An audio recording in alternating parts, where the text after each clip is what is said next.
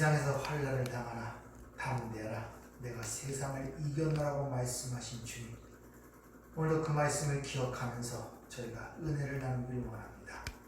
주님이 가졌던 평강, 주님이 누렸던 그 기쁨을 오늘도 이 시간을 통하여 저희가 누릴 수 있도록 축복하여 주시옵소서. 예수님 이름으로 기도하옵나이다. 아멘.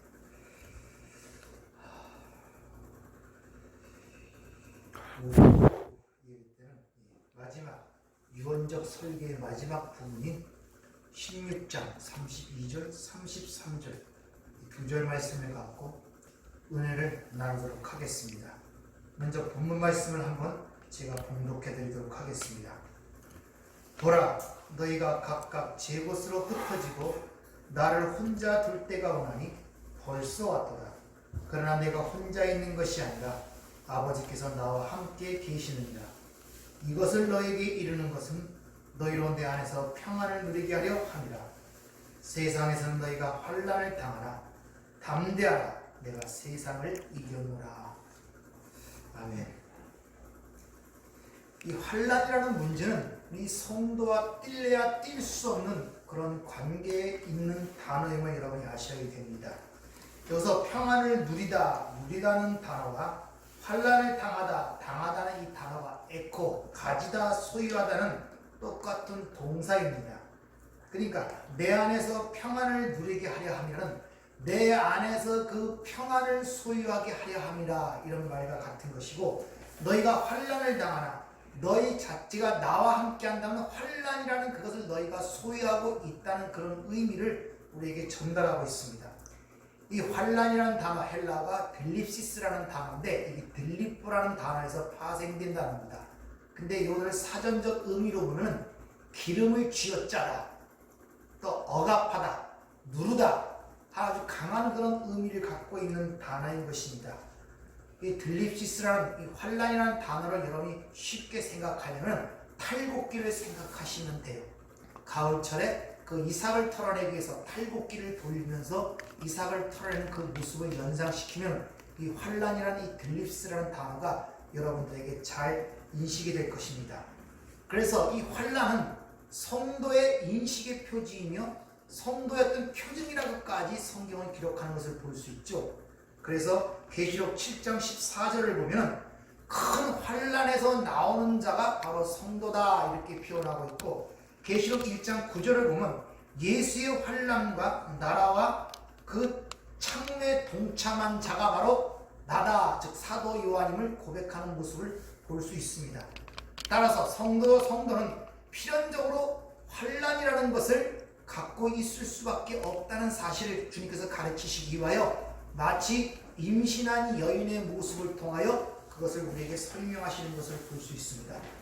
근데 오늘 말씀을 잘 보면 참으로 어떻게 보면 참 이해가 되지 않는 여러 가지 부분들이 있습니다. 그게 뭐냐면 이제 죽음으로 죽으시고 다시 성령으로 우리와 함께 하신다는 그런 말씀을 하시고 있는 것을 볼 수 있죠. 그리고 조금 전에도 조금 있으면 너희가 나를 다시 본다는 주님의 임재를 우리에게 또 제자들에게 확인시킨 가운데 있다는 것입니다. 그런데 그런 가운데 환난을 당한다 그러고 담대하라고 지금 우리에게 말씀하시는 것을 볼 수 있습니다. 도대체 예수님과 함께하고 즉 성령과 함께하는 그 제자들 속에 환난을 당한다는 이 말씀이 무슨 말씀이겠습니까?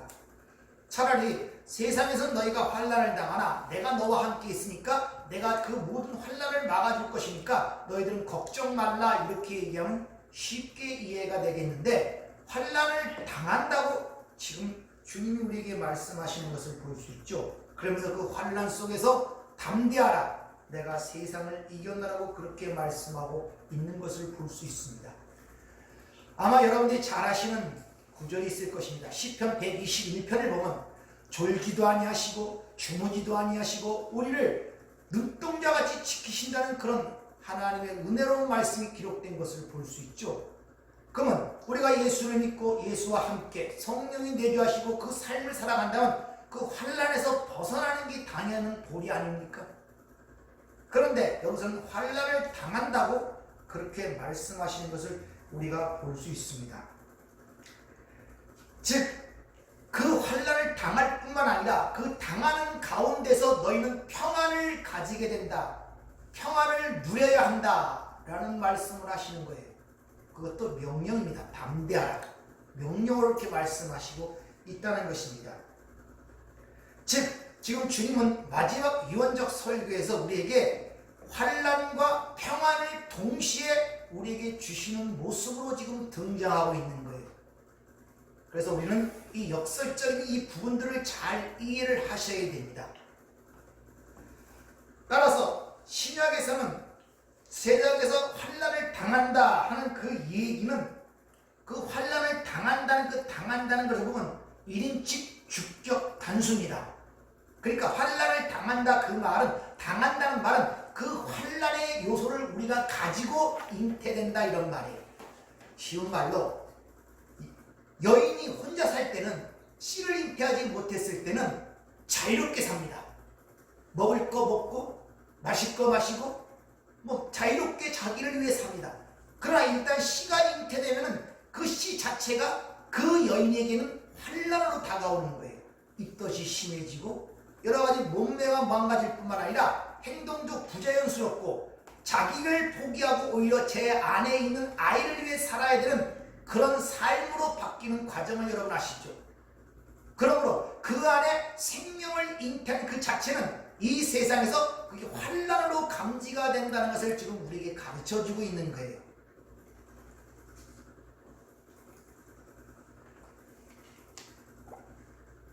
따라서 우리는 예수라는 생명을 잉태하는 동시에 그 자체가 이 땅에서는 환난으로 나타나고 감지된다는 것입니다.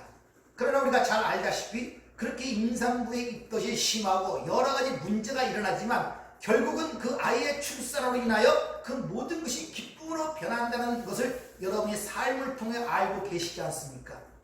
따라서 이 땅에서 새로운 생명으로 탄생하는 그 산고의 과정이 바로 우리의 신앙생활이기 때문에 그 신앙생활 자체를 환난이라고 성경은 그렇게 표현을 하고 있는 것입니다. 따라서 반드시 하나님의 백성들은 이 세상에서 그 산고의 과정, 환난을 통과하게 되지만은 우리에게 닥치는 그 시험과 환난이 그 하나님의 뜻을 이루고자 하는 것을 방해할 수 없다는 것을 우리에게 가르치기 위하여 삶 속에서 그런 문제가 닥친다는 것을 여러분들이 아셔야 됩니다. 즉 어떤 환경과 어떤 조건, 즉 이 세상의 어떤 것도 하나님의 사랑에서 끊을 수가 없고 자기 백성들을 완성시켜내는 그 하나님의 계획을 대적할 수 없다는 그 모든 문제들을 가리키기 위하여 하나님의 백성들에게 나타나는 것을 환난이라고 그렇게 생각을 하시면 됩니다. 따라서 우리는 그 환난을 볼 때 어떤 시각으로 봐야 되냐? 조금 전에 말씀드린 하나님의 약속에 이루어지는 과정 속에서 나타나고 그 어떤 것도 하나님의 완성된 그 나라를 방해할 수 없다는 걸 가르치기 위해서 주어지는 하나님의 사랑이며 배려라는 사실로 그 시각으로 그 문제를 볼 때 그 환난을 당하지만 그 안에서 평안을 누릴 수 있다는 이 역설적인 하나님의 진리를 우리가 이해할 수 있다는 것을 여러분이 잘 기억하시길 바랍니다. 구약에 보면 하나님께서 하나님 나라를 설명하기 위해서 마치 아무것도 모르는 어린아이들을 가르치는 것처럼 여러 가지 그림책이나 아니면 여러 가지 실천과 교보제로 그를 가르치는 모습으로 구약에서는 드러납니다. 그래서 히브리서 1장을 보면 옛적에 선지자를 통하여 여러 부분과 여러 모양으로 말씀하신 하나님이 이 모든 날 마지막 그 아들로 우리에게 말씀하셨다 그러죠. 이 말은 구약에서는 아직도 진리의 성령이 오시기 전이었고 또 죄라는 그런 장애물이 모든 걸 막고 있었기 때문에 이해가 되질 않아요. 어린아이가 그림책으로 그려줘야 돼요. 그래서 그때의 복을 설명하려면 세상 사람들이 복이라고 생각하는 소떼, 양떼, 집, 땅 뭐 이런 것을 통하여 설명하고 있었던 것이 구약이란 말입니다. 한번 가만히 생각해 보세요. 지금 어린아이들에게 이 하늘에서 비가 어떻게 내리는가, 하늘에서 어떻게 눈이 내리는가를 어떻게 설명해야 됩니까? 그들에게는 우리가 어렸을 때 동화에서 배운 것처럼 하늘나라 선녀님들이 밀가루를 뿌리고 꽃가루를 뿌린다는 식으로 그들에게 그 눈을 설명할 수밖에 없어요. 왜? 그들은 이 물 분자가 뭐 H2O고 그것이 수증기가 되어 하늘에 올라가고 서로 결정이 되고 더운 바람을 만나면 비가 내리고 추운 바람을 만나면 눈이 되어 내린다는 것을 어떻게 그들에게 설명하고 또 그들이 그걸 알아들을 수가 없다는 것입니다.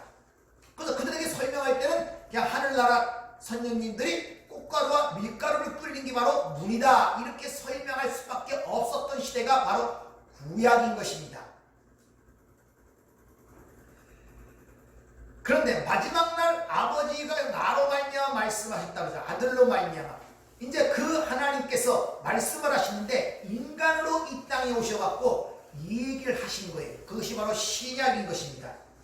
신약에서는 하나님 나라가 어떻게 계시느냐면 바로 신약에는 죄가 없어진 나라가 하나님 나라 아닙니까? 그걸 보여주는데 그래서 죄사함이라는 문제가 신약에서 강력하게 등장하는 것입니다.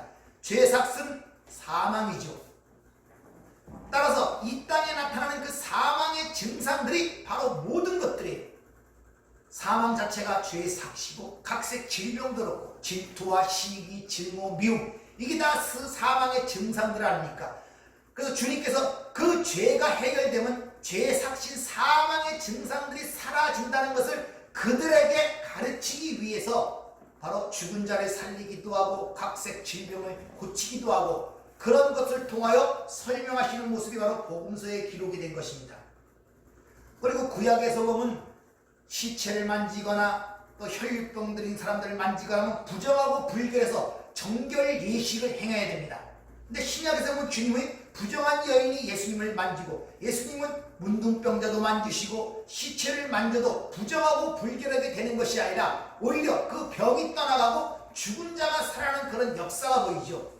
이것이 바로 하나님 나라가 어떻게 오는 것을 우리에게 시청각 자료로 보여주는 것이 바로 그런 것입니다. 우리는 이미 하나님의 은혜에 의하여 예수 그리스도로 말미암아 하나님 나라로 옮겨진 자가 이미 되었습니다. 골로새 1장 13절을 보면 우리를 흑암의 권세에서 건져내사 그 사랑의 아들의 나라로 옮기셨으니 하는데 이 옮겼다는 단어가 메디스템이라는 단어가 쓰는데 과거 능동태입니다. 이미 옮김을 받은 상태가 바로 저와 여러분이라는 것입니다. 그럼에도 불구하고 아직도 이 세상의 권세 잡은 자가 지배하는 이 세상 속에서 아직도 흙의 육의 몸에 속한 몸을 갖고 이 땅을 지금 살아가고 있어요. 그러면서 믿음으로 그 영적인 하나님 나라가 가시적으로 완성되기를 바라보며 또 소망하며 살아가는 것이 우리 생활, 우리 현실의 실제란 말입니다. 이런 이중적인 면을 여러분들이 잘 이해를 하셔야 흔들리지 아니하고 혼잡하지 아니하고 당황하지 아니할 수가 있는 것입니다. 따라서 우리는 필연적으로 이 세상에 살고 있기 때문에 이 세상의 환난을 경험할 수 있을 뿐더러 또한 믿음으로 그 오는 가시적으로 오는 그 나라를 알고 있기 때문에 그 안에서 또한 기뻐하는 이런 이중적 면을 갖고 사는 것이 바로 성도의 모습을 주님께서 오늘 우리에게 설명해 주시고 있는 것입니다. 성경에서 말하는 평안이라는 것은 우리가 일반적으로 생각하는 우리 삶 속의 분쟁이나 다툼이나 해로움이나 이런 것들이 없는 상황과 상태를 의미하는 것이 아니라 하나님의 언약이 이루어진 상태, 즉 하나님과 인간의 관계가 회복된 상태, 의의 상태를 평안이라고 그렇게 성경은 우리에게 일러주고 있습니다. 그래서 이 세상이 줄 수 없는 평안이라고 주님이 말씀하시는 이유가 바로 거기 있는 것입니다. 요한복음 14장 27절을 보면 주님이 이런 말씀을 하시죠. 평안을 너에게 끼치노니 곧 나의 평안을 너에게 주노라. 내가 너에게 주는 것은 세상이 주는 것 같지 아니하니라. 너희는 마음에 근심하지도 말고 두려워하지도 말라. 이렇게 말씀하시죠. 무슨 말입니까? 너에게 끼친다는 이 단어가 아phem이라는 단어가 쓰이는데 이것은 보내주다는 그런 의미도 있지만 또 다른 의미가 용서하다는 의미가 있어요. 즉 하나님에 의하여 죄 사함을 받지 못한 자들은 절대 이 평안을 가질 수가 없음을 그 단어 속에서 우리에게 가르쳐주고 있는 것입니다. 따라서 오늘 주님께서 우리에게 그 안에 누리게 하겠다는 그 평안은 세상이 생각하는 그런 평안이 아니라 어떤 환난과 근심 속에서도 하나님의 약속이 반드시 이루어질 것을 확신하는 가운데 갖는 그 평안을 우리에게 지금 일러주는 거예요. 그런 가운데 한 발자국 한 발자국 앞을 향하여 나가는 그런 상태를 평안이라 부르고, 그 가운데 너희가 담대하게 그 길을 나가라고 주님이 오늘 위로와 격려와 용기를 우리에게 주시는 말씀이 바로 오늘 본문 말씀의 내용인 것입니다. 근데 거기서 주시는 그 내용을 잘 보셔야 돼요. 그 주시는 평안이 예수님의 평안이고 예수님의 기쁨이라는 사실을 여러분이 잘 인식을 하셔야 됩니다. 다시 말하면 너희는 이제부터 이 보이는 세상으로부터 얻는 평안과 기쁨을 버려야 한다는 거예요. 이걸 잘 아셔야 돼요. 우리는 예수님이 평안을 주신다 또는 기쁨을 주신다면 자꾸 이 세상에 보이는 것들로부터 얻는 평안과 기쁨으로 연결시켜 그걸 보려고 그러고 누리려 하기 때문에 항상 삶의 문제와 고달픔이 있다는 것입니다. 오늘 주님이 이 평안과 기쁨을 주시겠다는 그 상황을 한번 잘 생각해 보세요. 십자가에 달리기 죽이시기 직전에 지금 이 말씀을 하시는 거예요. 현실적 상황이 어떻게 우리가 생각하는 평안과 기쁨의 상황이겠습니까? 그게. 근데 그 가운데서 우리에게 평안과 기쁨을 주신다고 주님이 지금 말씀하고 있는 것입니다.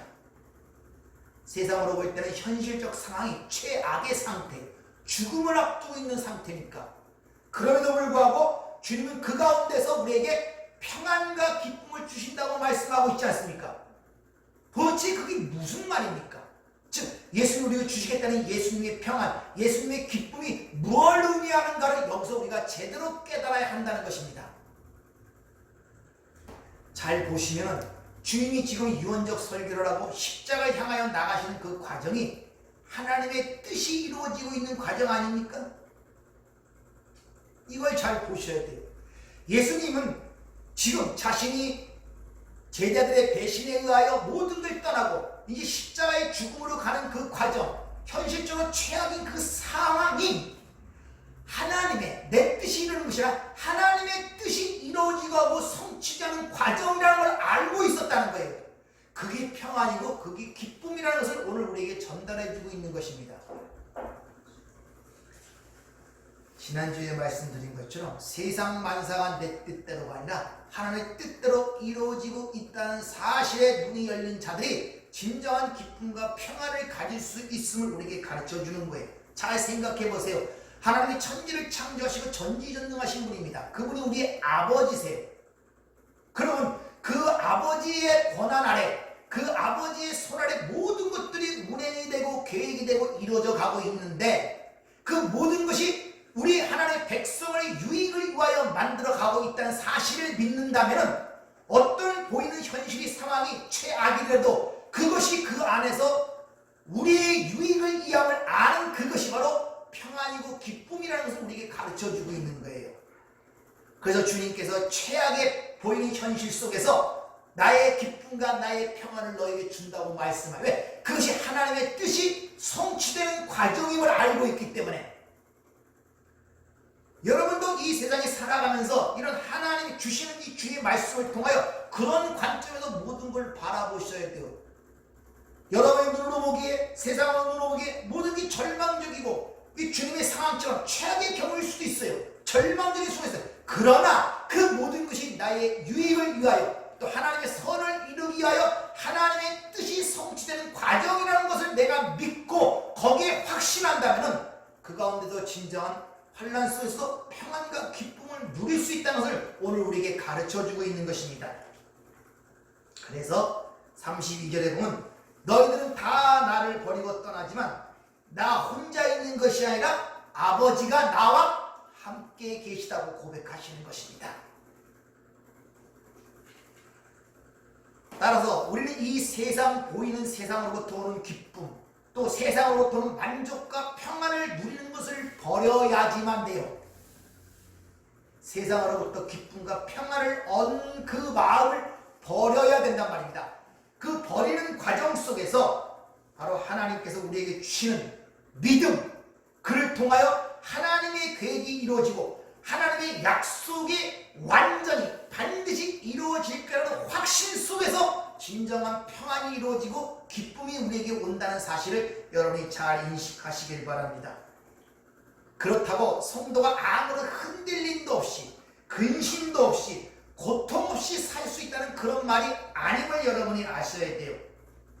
다시 말하면 이 세상에 어떤 고통과 어떤 어려움과 어떤 좌절이 우리에게 닥쳐오더라도 우리 안에 뭐가 있습니까? 영생, 생명이 있음을 아는 그것이 그 안에서 평안과 기쁨을 누린다는 거예요.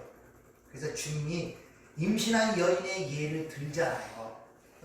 아무리 입덧이 심하고 몸매가 망가지고 몸이 부자연스러워지고 먹고 싶은 거 못 먹고 답답하고 힘들지만 그러나 내 안에 생명을 잉태하고 그 새 생명 때문에 그 모든 것 속에서도 오히려 기쁘고 담대하게 나갈 수 있는 거 아닙니까? 여러분 신앙생활이 그렇단 말입니다. 지금 보이는 현실이 마치 임신한 여인 것처럼 예수라는 생명을 영원한 생명을 잉태하는 우리 삶 속에서 얼마나 힘들어집니까? 왜? 내 뜻대로 안 돼요. 내 안에 생명이 나를 지배한단 말입니다. 아버지 뜻대로 모든 걸 이루어간단 말입니다. 모든 것은 그 영원한 생명을 중심으로 하여 삶이 이루어지고 모든 상황이 이끌어가기 때문에 내 뜻대로 안 돼요. 내 마음대로 안 된단 말입니다. 그러나 그 상황이 그런 가운데도 내 안에 그 영원한 생명을 이루기 위하여 나의 유익을 위하여 하나님이 하신다는 것을 보게 되고 확신한다면 그 가운데서 여러분들 평안과 기쁨을 누릴 수 있다는 사실을 여러분이 잘 기억하시길 바랍니다. 사실 이런 담대함은 우리가 결단과 의지로서 오는 것이 아니라 하나님의 은혜로부터 오긴 오지만 우리가 이런 진리를 깨닫고 거기에 우리의 믿음의 토대를 세우게 되면 필연적으로 모든 문제를 그렇게 보게 될 뿐만 아니라 그러할수록 우리의 믿음이 더욱더 견고해지고 하나님에 대한 소망을 갖게 되는 거예요. 그럴수록 오전에 얘기한 것처럼 우리의 가치관과 세계관이 조금씩 변화하게 되고 우리의 보는 시각이 변화될수록 세상은 점점 사라지고 영원한 보이는 하나님의 나라가 내 삶 속에 이루어짐을 하나하나 체험하며 경험하는 그런 삶이 된다는 것을 여러분이 잘 기억하시길 바랍니다. 주님은 모든 상황이 절망 아닙니까? 사랑하는 제자를 다 떠나고 흩어집니다. 십자가는 죽음을 앞에 두고 있습니다. 최악의 상이고 절망적인 상태예요. 그러나 그런 고통과 환난 속에서도 하나님이 함께 하신다는 사실을 알았으므로 그 사실에 담대함을 갖고 평안을 유지하며 십자가를 향하여 나아갈 수 있었던 이유가 바로 거기 있는 것입니다. 하나님은 우리를 사랑하신다는 사실을 믿으십니까? 하나님이 여러분을 사랑하신다는 사실만 믿는다면 여러분 흔들릴 이유도 없고 흔들린다고 또 걱정할 필요도 없어요. 왜? 우리의 흔들림과 우리의 걱정에 의하여 구원이 좌지우지되지 아니하고 하나님의 사랑이 좌지우지되지 않기 때문에 그렇다는 것입니다. 하나님의 부르심과 택하심이 확실하다면 하나님의 열심과 사랑이 반드시 여러분들을 하나님 나라의 백성으로 완성시키실 것을 여러분이 믿으시길 바랍니다. 그래서 베드로 사도는 이같이 고백을 하죠. 베드로후서 1장 10절 그러므로 형제들아 더욱 힘써 너희 부르심과 택하심을 굳게 하라. 너희가 이것을 행한즉 언제든지 실족하지 아니하리라. 이렇게 이야기를 합니다. 바로 하나님이 선택하셨기 때문에 저와 여러분을 오늘 이 자리까지 오게 한 것은 바로 하나님이라는 사실을 여러분이 아시길 바랍니다. 그 하나님의 굳건한 손길을 붙잡고 있기 때문에 우리가 놓을지라도 그 하나님은 우리를 절대 놓지 아니한다는 이 확고한 믿음이 어떤 상황과 절망 속에서도 우리에게 평안을 유지할 수 있게 하신다는 것을 여러분이 잘 기억하세요. 그래서 여러분이 가다 넘어져도 괜찮아요. 모든 게 괜찮습니다. 왜? 모든 길은 천국 가는 길이기 때문에 그렇다는 것입니다. 따라서 여러분은 넘어져도 다시 일어나서 그 길을 가시면 돼요. 둘러볼 필요 없고 뒤돌아볼 필요 없습니다. 그것이 담대함이며 기쁨이며 평강이라는 사실을 여러분이 잘 기억하시길 바랍니다. 넘어서 8장 38절에 사도 바울이 이렇게 고백을 하죠. 내가 확신하노니 사망이나 생명이나 천사들이나 권세들이나 현재일이나 장래일이나 능력이나 높음이나 깊음이나 다른 어떤 피조물이라도 우리를 우리 주 그리스도 예수 안에 있는 하나님의 사랑에서 끊을 수 없느니라. 있습니까?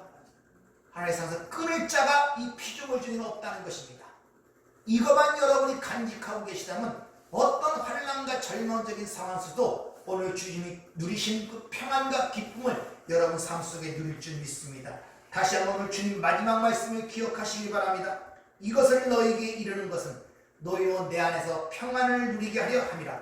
세상에서는 너희가 환난을 당하나 담대하라. 내가 세상을 이겼노라. 기도하겠습니다. 은혜로우신 아버지, 우리는 이미 이긴 세상을 살아가고 있습니다. 그러므로 우리에게 주시는 평강과 기쁨을 우리가 누리며 살아가야 되는데 우리 연약함 때문에, 부족함 때문에 때로는 자꾸 옆길로 살려고 하고 자꾸 뒤돌아보게 되고 견눈질하는 우리의 연약한 모습을 주께서 아시기에 오늘도 이 자리에 불러 다시 한번 우리에게 일러주시는 줄 믿습니다. 담대하라. 내가 세상을 이겼다는 주의 음성을 기억하게 하시고 어떤 상황과 환경 속에서도 굳건한 믿음으로 이 길을 걸어가는 저희가 될 수 있도록 은혜를 허락하여 주시옵소서. 예수님 이름으로 기도하옵나이다. 아멘.